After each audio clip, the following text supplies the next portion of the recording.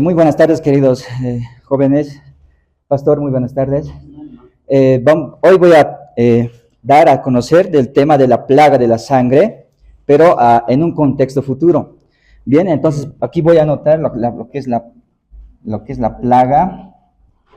plaga de sangre.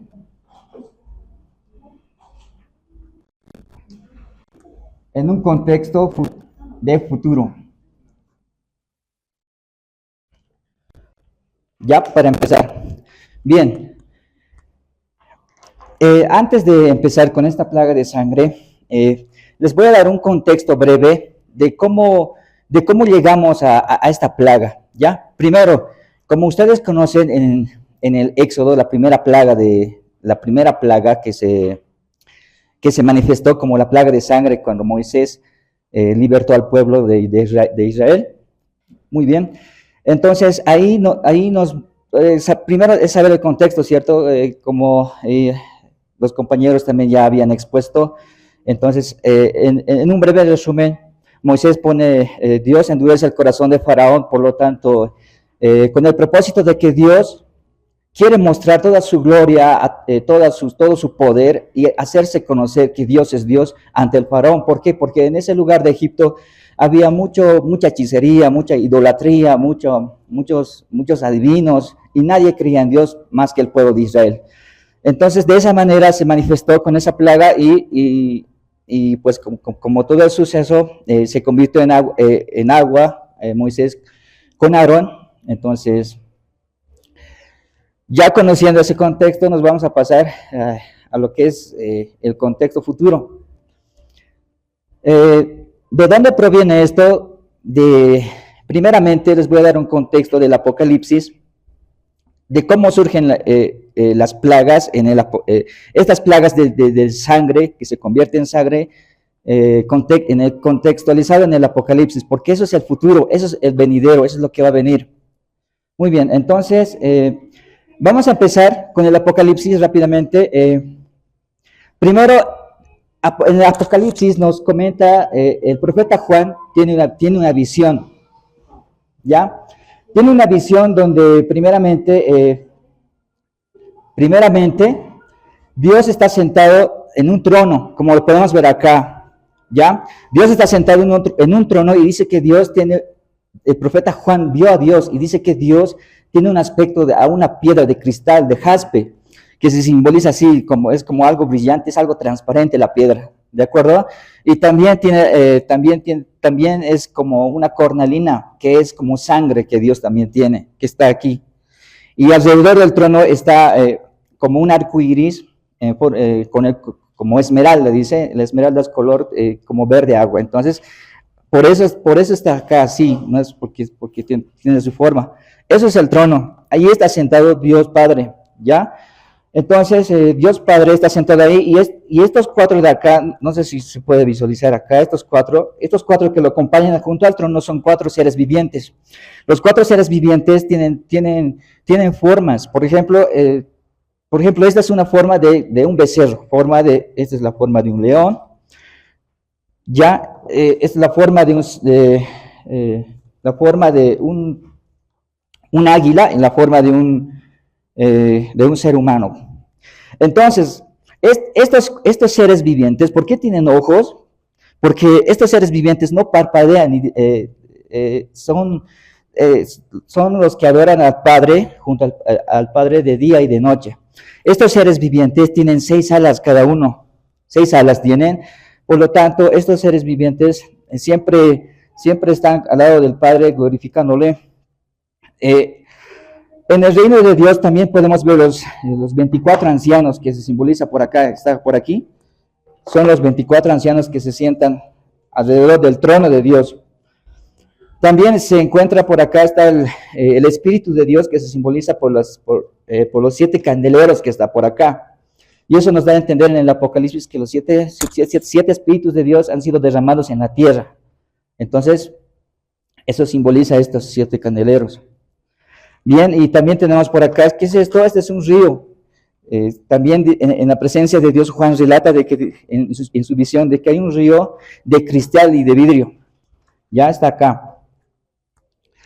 Entonces Juan ve todo esto, ¿con qué propósito? ¿Con qué propósito ve Juan? Con el propósito de revelar el acontecimiento y las profecías con respecto a la sangre. Muy bien. Ahora bien, nos vamos a ir al primer sello. ¿Y cómo ocurre el primer sello? ¿Qué es lo que sucede? Lo que sucede es que Juan tiene una visión y aquí en el trono, acá, por acá, este es el libro de los 7 sellos, ¿ya? Que estaba a la derecha, a la mano derecha del Padre, estaba en su trono. Entonces Juan veía en su visión y este libro nadie lo podía abrir, porque este libro tiene escrituras por dentro y por fuera. Nadie podía leerlo, nadie podía abrirlo. Entonces Juan se preguntaba y lloraba y decía, ¿quién puede abrir este sello? ¿Quién puede abrir este libro? ¿Quién podría hacerlo? Por lo tanto, ¿quién podría hacerlo?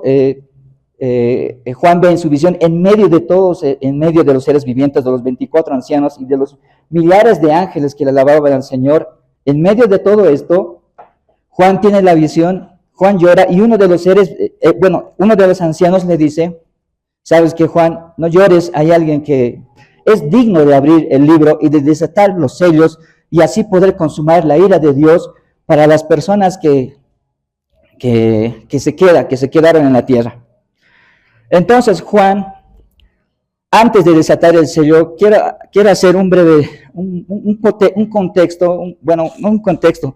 Quiero citar estos libros de acá, en 1 Tesalonicenses 4, 16 al 17, 1 Tesalonicenses 1, 10. Quiero citar estos versículos porque antes que se desate el primer sello, es donde va a ocurrir el rapto y el arrebatamiento. Entonces, una vez que ocurre el rapto y arrebatamiento, que está citado en estos versículos, va a ocurrir el rapto y el arrebatamiento. Es ahí donde el Cordero de Dios, que es Jesucristo, quien murió en la cruz, va a abrir el primer sello, lo que simboliza ya la estructura de la bestia, del anticristo. Muy bien, entonces, una vez que que Dios abre el primer sello al Cordero, todos lo alaban, todos los ángeles le alaban, le glorifican, los ancianos tienen arpas, tienen coronas, se postran ante el trono y le glorifican al Padre, a Dios, por medio del Cordero, por medio de Jesús. ¿Ya? Entonces, se desata el primer sello, se desata el sello, esos son 7 sellos, ¿ya? Son 7 sellos. En toda la Biblia, algo que he podido notar es que el número 7 es un número simbólico porque siempre se habla de 7, del número 7, en toda la palabra de Dios, tanto en el Antiguo y Nuevo Testamento. Ahora bien, acá cuando desata si no me equivoco, es el sexto sello, sí, el sexto sello, cuando ya llega a desatar Dios el sexto sello, ¿qué ocurre? Ocurre lo siguiente. Esta es la luna que va iluminando nuestra tierra. Este es el continente, como no se puede visualizar bien. No sé si puedo extenderlo un poco.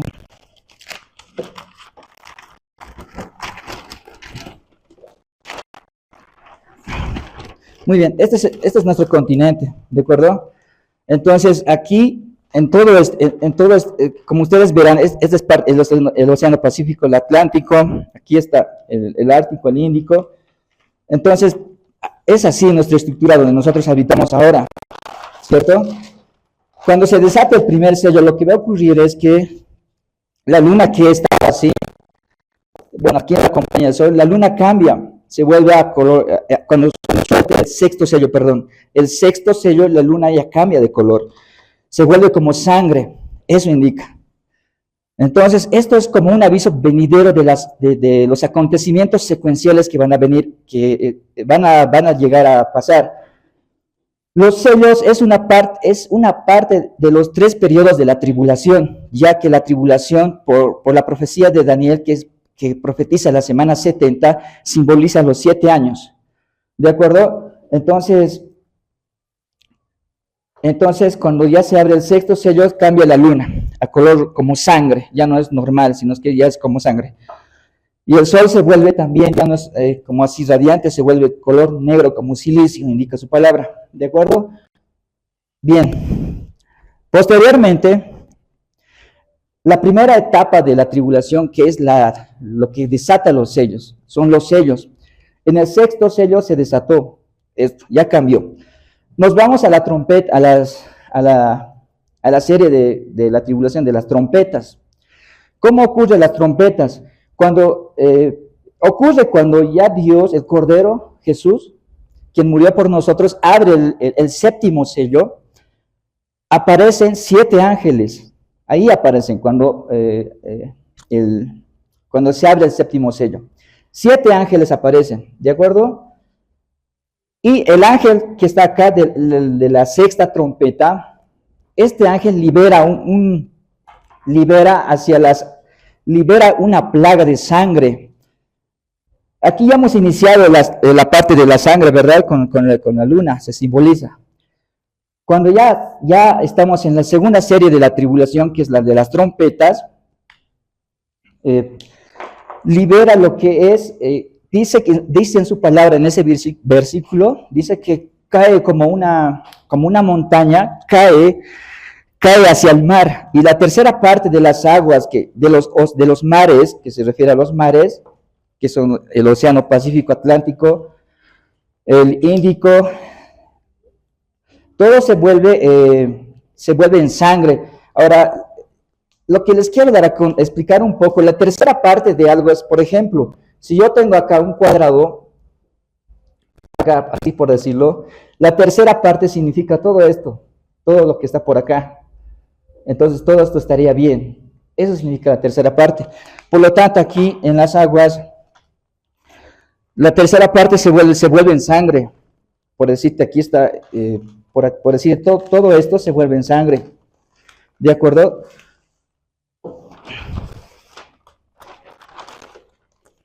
Todo esto se vuelve en sangre. La tercera parte de los océanos se convierte en sangre. Eso no quiere decir que Dios con la sexta trompeta consumó totalmente su ira, sino es que es una secuencia venidera que vamos a verlo a detalle un poco más adelante. Ahora bien, ya una vez Dios golpeó los mares mediante una montaña, como una montaña que cayó en el mar, del cielo cayó. Una vez que Dios hizo que la tercera parte de los mares se convierta en sangre, pasamos a la otra serie que son de las copas, ¿de acuerdo? ¿Cómo se abre esta serie de las copas? El último ángel que toca la séptima trompeta, cuando toca el ángel la última trompeta, aparecen los 7 ángeles, también aparecen 7 ángeles. Y el segundo ángel,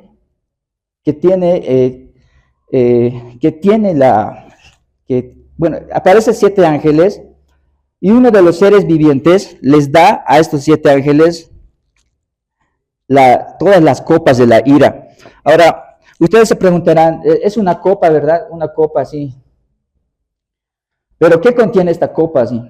Toda esta copa contiene lo que es la ira de Dios. Ira de Dios. ¿Ya? En esta copa ya se consuma toda la ira de Dios. ¿Eso qué quiere decir? Quiere decir que Dios, cuando el segundo ángel echa su copa sobre la tierra, que todos los mares se convierten en sangre, por completo se convierte en sangre, y no solo los mares, también las aguas dulces, es decir, los ríos, las fuentes, las cascadas, toda agua dulce que hay en los continentes, por acá, y ya sea que se encuentren por estos lugares, se convierte en sangre. Por lo tanto, ya no hay agua fresca, ya no hay agua potable que pueda consumirse, ya está todo en su mayor parte contaminado, ya está. Entonces, de esa forma podemos dar a conocer lo que significa en el contexto futuro, ¿ya?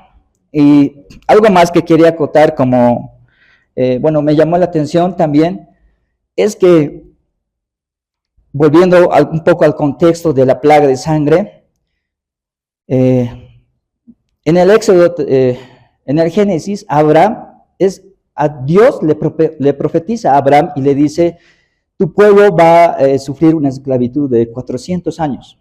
¿Qué quiere decir? Que Dios ya sabía, Dios es omnipotente, entonces Dios le dice a Abraham que su pueblo antes que naciera, antes de Isaac, antes de Jacob, antes de José, Dios ya sabía, Dios le dijo a Abraham que su pueblo iba a ser esclavizado en tierras extranjeras, ¿de acuerdo? Entonces, ahí podemos ver el poder de Dios. Entonces, en el contexto, a diferencia de ese mensaje, Dios le profetizó a Abraham, y Abraham seguramente quizás le dijo a su pueblo. Ahora, en este contexto, nos da a conocer, ya no profetizado quizá a Abraham a una sola persona, sino es que nos profetiza a todos mediante la palabra de Dios, porque todo lo que hemos conocido ahora está escrito acá y es lo que va a pasar y lo que va a ocurrir, ¿cierto? Y muchas personas no creen eso. Entonces, todo lo que está en la palabra de Dios va a ocurrir. Entonces, podemos afirmar bajo también ese argumento que Dios profetizó a Abraham. Lo mismo Dios le mostró a Daniel, el profeta, que profetizó todas estas plagas juntamente con Juan. Y no solo esos profetas, también actuó el profeta Ezequiel, también actuó Jeremías. Y bajo todo ese contexto, se puede afirmar que todo lo que estamos viendo, y no solo por eso, también porque es la palabra de Dios, es la creación propia de todo. Entonces, esa es la explicación, pastor.